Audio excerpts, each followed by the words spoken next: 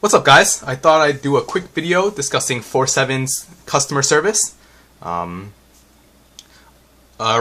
a week ago, 2 weeks ago actually, I had sent back my FourSevens stainless steel Preon ReVO.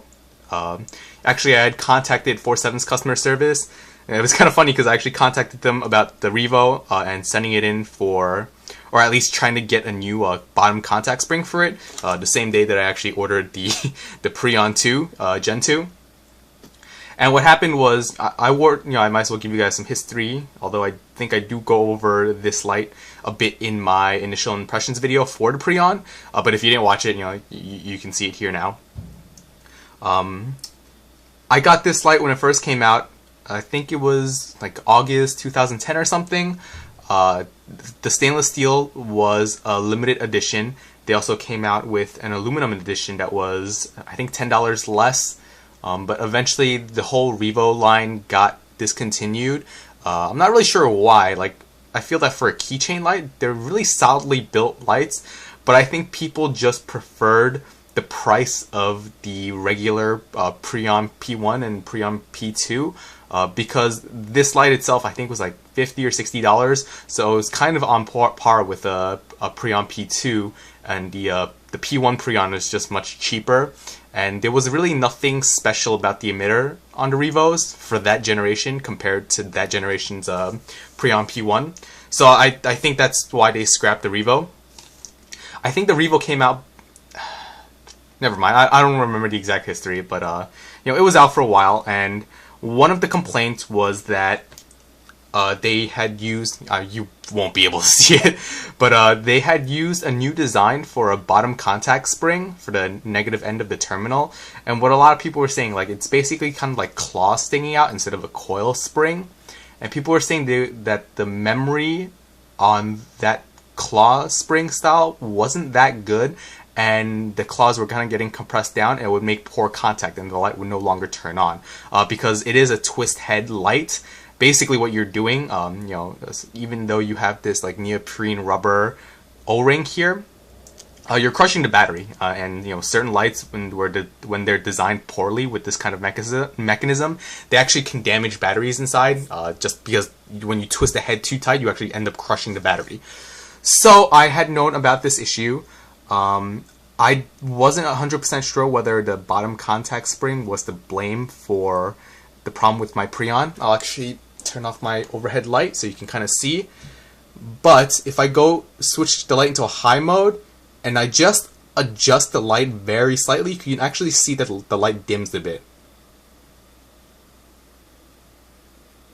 Come on, there we go. You see it. You see like the light kind of dims a little bit, and for me, I felt that was an issue of poor contact. Now, I didn't know whether it was the contact spring to blame or it was the brass threads. I had worn this as a neck light, and even though there was an O-ring there and everything, I'm guessing there was still some moisture or sweat or whatever that got beyond the O-ring and into the brass threads. And even now, you can still see there's a little tinge of green on the inside of the threads. When I sent this in to FourSevens, they had cleaned out the teeth of the threads, but the inside that threads in with the stainless steel on the body, that's not 100% corrosive free. I might put this through another treatment of deoxit just to try and get rid of it, because as you can see, the problem still exists with the light, but it's definitely not as noticeable or as bad as it was before I sent it into FourSevens. When I sent it in, I was told that they cleaned out the threads, and they also replaced the contact spring. Now, I'm not 100% sure, but I think they might have come out with a different contact spring, because when I look into it, the claws on that contact spring are more of a golden color, whereas before I believe they were just more of a silver color, so they might have changed the material to a better metal with better memory. I can't be 100% sure though, but I feel they definitely did make a change, because like I say, now when I twist the head all the way tight, it actually stays at this tightness, whereas before it would actually sometimes flicker to a dimmer output. When I contacted FourSevens, I first spoke to Zach, and he asked me what the problem was, whether I tried cleaning the threads or not, and I said I did try cleaning the threads with rubbing alcohol as well as using deoxit, and I had a sneaking suspicion that the bottom contact spring was to blame. And I also brought up maybe I should take some really fine sandpaper and sand the brass threads down to get rid of some of the corrosion. And he said, and then I didn't get a response for I think a day or two, and then Trevor got back to me and he told me like, no, don't do anything else to the light, just send it back to us and we'll take care of it in-house. And for those of you who don't know, FourSevens does have a really good warranty. It's a 10-year warranty, it's limited warranty. So things like manufacturer's defects that warranty covers, whereas if you obviously drop it or damage it or abuse the light, they won't cover that under warranty. Although FourSevens is pretty lenient on that, from my experience. This is my first time sending it in, but from what I've seen on Candle Power forums and stuff, usually if they have an issue, and even if it might be a user's fault, they'll take care of it for no charge. The only thing you have to pay for is basically shipping the light to them, and shipping this stainless steel ReVO I think cost me like $1.50, $2. I got a delivery confirmation on it, so I think the total was $2.50, shipping it first class to them. And I shipped it to them on Monday, and because the USPS sucks, they almost delivered to the wrong city in Georgia, which I don't understand how, because the shipping label I actually printed out instead of writing on the envelope, and I copied and pasted that onto the shipping label directly from the email. So there was no way I got the address wrong. And actually, if I look back at my receipt, and the receipt had the right zip code, so it was definitely USPS's fault. They almost sent it back to me, but then I guess they found their mistake and corrected it, because the next day, on Friday, FourSevens received the package. And basically, obviously I figured they're closed over the weekend. They probably got it on Friday and put it into their queue.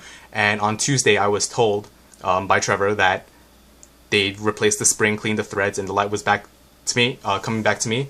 It's currently Friday, and it's basically typical first-class shipping from Georgia to New York. I'm gonna put this up tomorrow. It'll be Saturday. So I got it back with it basically a 2-week turnaround time from me sending it out to receiving the light back, and I'm pretty happy about it. For those of you who for those of you who do follow me on Twitter, you know that in the past few weeks I've dealt with really shoddy customer service from Logitech.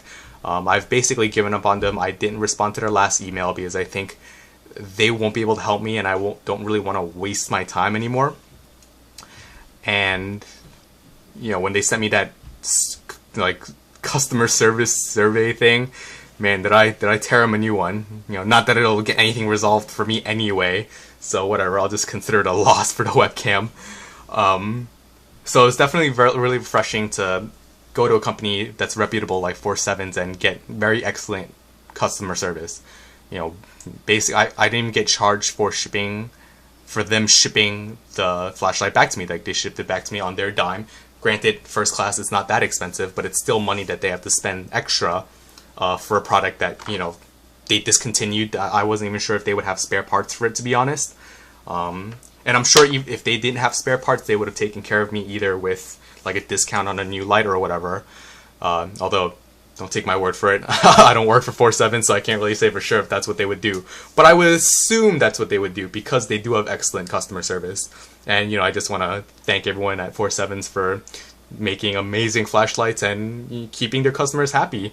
I don't really see a lot of complaints from people about FourSevens lights, because people who are willing to pay that kind of money for a flashlight, they're generally really into flashlights. Most of the time, they don't really fail, and from what I've seen in the past on the forums, they're very adamant about taking care of their customers. If someone posts up issues with their flashlights on FourSevens forum on CPF, David Chow himself will get on CPF and be like, he'll apologize and he'll try and make things right. He'll be like, just send us in the light, we'll take a look and see if we can fix it. If not, we'll send you a new light.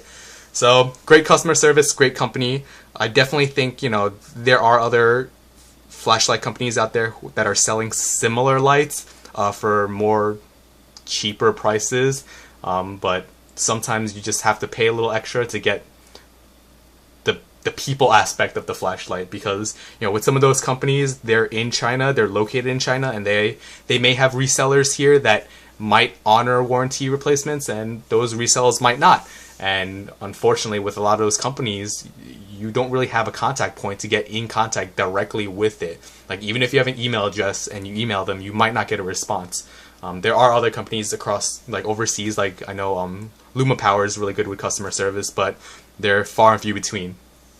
So I hope you guys enjoyed this video, and thanks for watching.